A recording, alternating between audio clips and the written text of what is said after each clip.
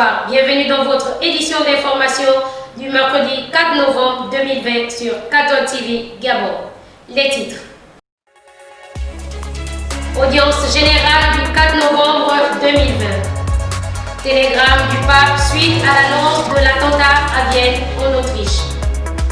Cette messe pour les défunts célébrée le 2 novembre par le pape François. Monseigneur Ignatius Kaigama, évêque d'Abuja, s'est exprimé sur les manifestations au Nigeria. Page sociopolitique, nous allons du côté de la Côte d'Ivoire. Au Gabon, installation du nouveau proviseur et de l'intendant au lycée catholique Monseigneur François-Xavier Ndongon à Oyem. Et développement juste derrière. Audience générale du 4 novembre 2020. Nouveau rendez-vous avec le Saint-Père depuis la Bibliothèque Vaticane pour l'audience générale. Suivant cet extrait. Protégé de la contamination de la Covid. Cela nous enseigne aussi, nous fait réfléchir. Nous devons faire très attention aux prescriptions des autorités, aussi bien les autorités politiques, sanitaires, pour nous défendre, pour nous protéger de cette pandémie. Offrons au Seigneur cette distance, cet éloignement entre nous pour le bien de tous et pensons beaucoup à tous ceux qui sont malades, à tous ceux qui entrent déjà et sont presque rejetés. Pensons aux médecins, aux infirmières, aux volontaires, à toutes ces personnes qui travaillent auprès des malades en ce moment, au risque, au péril de leur vie, et ils le font par amour, pour vocation. Prions pour eux. Merci.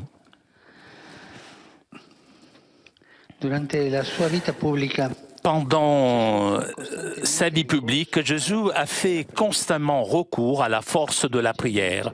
Les évangiles nous le montrent lorsqu'il se retire dans des lieux apartés pour prier. Il s'agit d'observations sobres et discrètes qui laissent seulement imaginer ces dialogues au rang.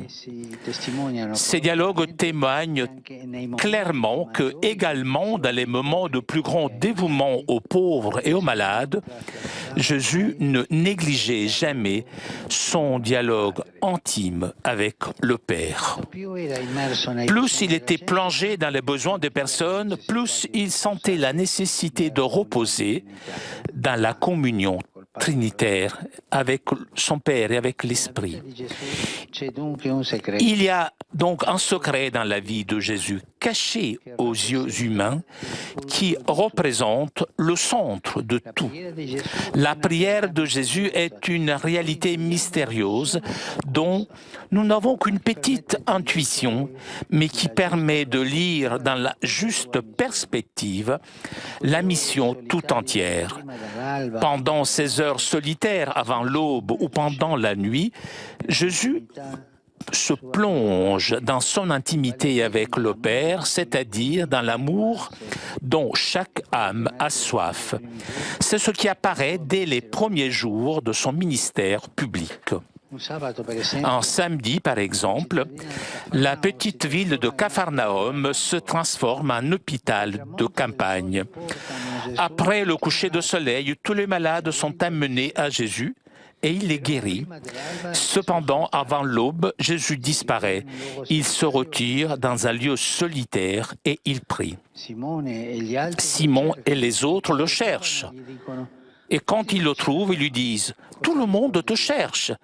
Et Jésus répond « Il doit aller prêcher dans les autres villages. C'est pour cela que je suis venu. » Jésus, toujours, est un petit peu au-delà. Au-delà dans la prière avec son Père, et même dans les autres villages, dans d'autres horizons, pour prêcher, auprès d'autres peuples. La prière est le gouvernail qui guide la route de Jésus. Ceux qui guident les étapes de sa mission ne sont pas les succès, ce n'est pas le consensus, ce n'est pas cette phrase séduisante « tout le monde te cherche ». Ce qui trace le chemin de Jésus, c'est la voie la moins commode, qui cependant obéit à l'inspiration du Père que Jésus écoute et accueille dans sa prière solitaire. Le catéchisme affirme, quand Jésus prie, il nous enseigne déjà à prier. C'est pourquoi, de l'exemple de Jésus, nous pouvons tirer certaines caractéristiques de la prière chrétienne.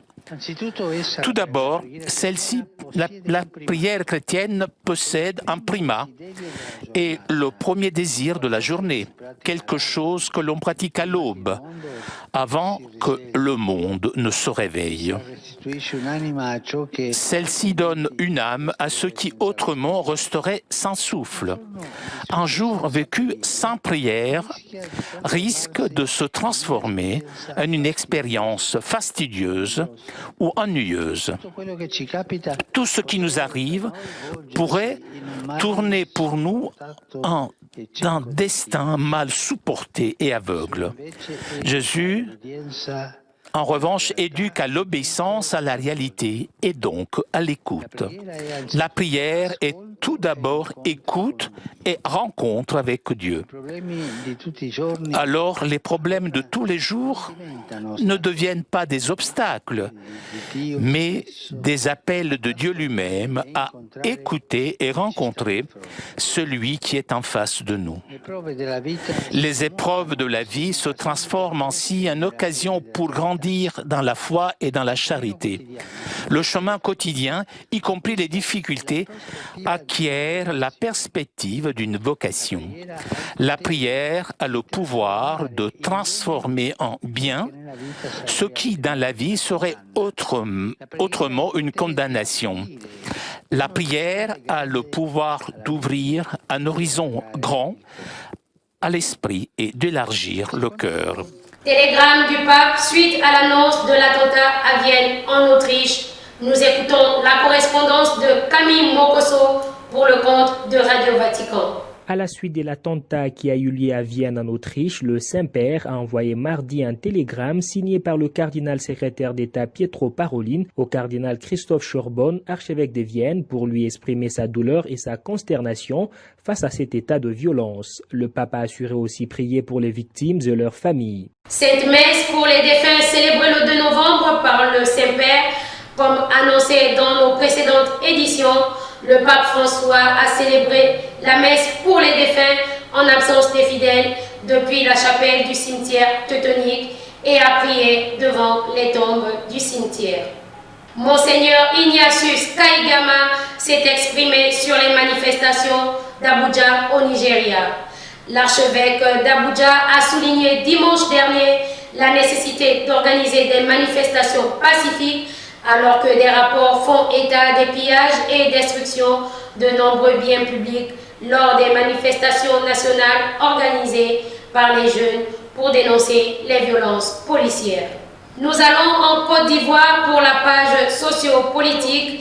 Écoutons à nouveau la correspondance de Camille Mokosso pour le compte de Radio Vatican. Côte d'Ivoire, le gouvernement ivoirien a accusé mardi de complot contre l'autorité de l'État, l'opposition qui ne reconnaît pas la réélection du président Alassane Ouattara et qui voudrait former un gouvernement de transition. La commission électorale indépendante a annoncé mardi la réélection du président Alassane Ouattara au premier tour de l'élection du 31 octobre dernier. Selon les chiffres de la commission électorale indépendante, M. Ouattara a été réélu pour un troisième mandat avec 94,27% des voix au premier tour, le taux de participation étant de 53,90%. Par ailleurs, l'Union européenne a dit mardi prendre note de l'annonce des résultats provisoires et a exprimé sa vive préoccupation concernant les tensions, les provocations et les incitations à la haine qui ont prévalu et continuent de subsister dans le pays autour de ces scrutins. Pendant ces temps, les Nations Unies se sont inquiétées mardi de l'afflux de quelques 3200 ressortissants de Côte d'Ivoire dans les pays voisins pour fuir les violences qui ont éclaté dans le pays après l'élection boycottée par l'opposition. Ces réfugiés, pour la plupart des femmes et des enfants, sont arrivés au Libéria, au Ghana et au Togo depuis l'ouest et le sud-ouest de la Côte d'Ivoire, a indiqué le Haut Commissariat aux réfugiés depuis Genève. Au Gabon, installation du nouveau proviseur et de l'intendante au lycée catholique Monseigneur François-Xavier Ndong. Dans le cadre du renouvellement des responsables d'établissement dans l'enseignement catholique, l'abbé Félicien Bakita Moulili, prêtre du diocèse de Mouila et directeur depuis 2015 de l'enseignement national catholique du Gabon, a procédé à la cérémonie de passation de charge entre le proviseur entrant Orlin Moukwania et le sortant Paulin Obou Eyenga du lycée catholique Monseigneur François-Xavier Ndong d'Angon Aouyem. Il a également procédé à l'installation de l'intendante Madame Mbumba Euphrasie Christelle, épouse Dzogé Mba. Reportage Jacques Tasso Minsa. Tout à l'heure, nous venions de procéder à l'installation, à la passation de charge du proviseur sortant, M. Obou Paulin, et le proviseur entrant Orlin Moukwania. Nous avons aussi eu l'occasion d'installer la nouvelle intendante. Et à partir de demain, nous allons procéder au remplacement des chefs d'établissement dans les autres localités de l'internat. J'ai pris mes fonctions ce matin. C'est un bonheur pour moi de présider à la destinée maintenant du lycée François-Xavier Ndong d'Angon. C'est un challenge parce qu'il est souvent difficile de remplacer quelqu'un qui a fait un bon travail et qui a obtenu de très bons résultats. Mais Dieu aidant, je pense que les choses iront comme Dieu le programmera et qu'ensemble, avec la nouvelle équipe pédagogique et l'ensemble des enseignants, nous puissions arriver à améliorer, sinon maintenir le cap. Mais l'objectif, c'est améliorer les résultats du lycée François-Xavier Ndong. Je viens de boucler ma 3e année comme proviseur au lycée catholique d'Angon. Et aujourd'hui, mon service ici a pris fin. Je suis heureux pour le temps que j'ai passé à la tête de cet établissement et l'expérience que j'ai pu y vivre avec mes collaborateurs de tout niveau et de tout ordre. Maintenant, je dois partir, c'est dans l'ordre des choses. Je vais me retrouver ailleurs, à Libreville, à la direction nationale, où je pourrai également faire valoir mon expérience et mes compétences. Il était temps, surtout que dans quelques mois seulement, je suis à la retraite. C'est quand même avec un sentiment un petit pincement au cœur que je parle, parce qu'on n'abandonne pas son établissement comme ça. Mais lorsque les choses doivent arriver, lorsque le temps est arrivé, il faut partir. Je suis très contente par rapport à cela. Ce que je demanderais, c'est que Dieu m'accompagne dans ma tâche et qu'il fasse tout ce qu'il y a, que je ferai le possible pour que tout le monde ne regrette pas celle qui est sortie.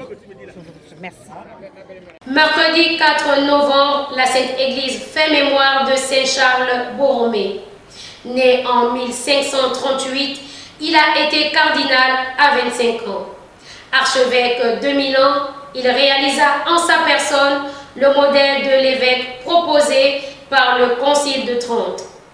Il travailla à réformer le clergé en tenant des synodes et en fondant des séminaires.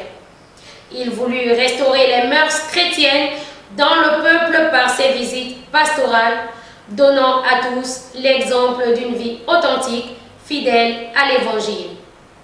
Mort en 1584, il a été canonisé le 1er novembre 1610 par le pape Paul V. Il est le saint patron des évêques, des séminaristes, des guides spirituels et des catéchistes.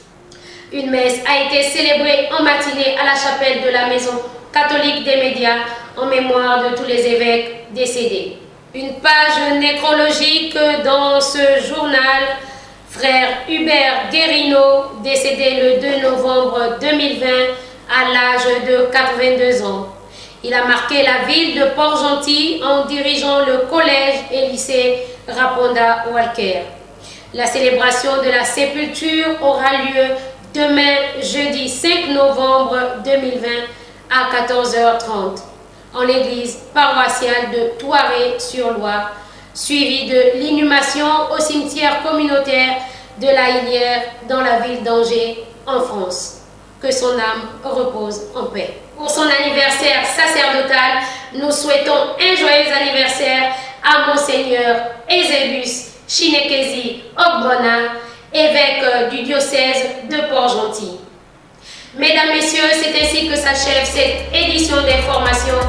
Prochain rendez-vous avec l'information sur Catholic TV Gabon le vendredi 6 novembre prochain. Présentation de ce journal, votre humble servante Nadia Lucie Oulomouti. Équipe technique Orsten Mikala, Berthe Eman, Bérénice Ndibi, Nina Piska Biban et Steve Mpiga. Sous la supervision générale de l'abbé Serge Patrick Mabikassa. En marche vers les 200 ans de notre Église, gardons la foi, l'espérance et la charité.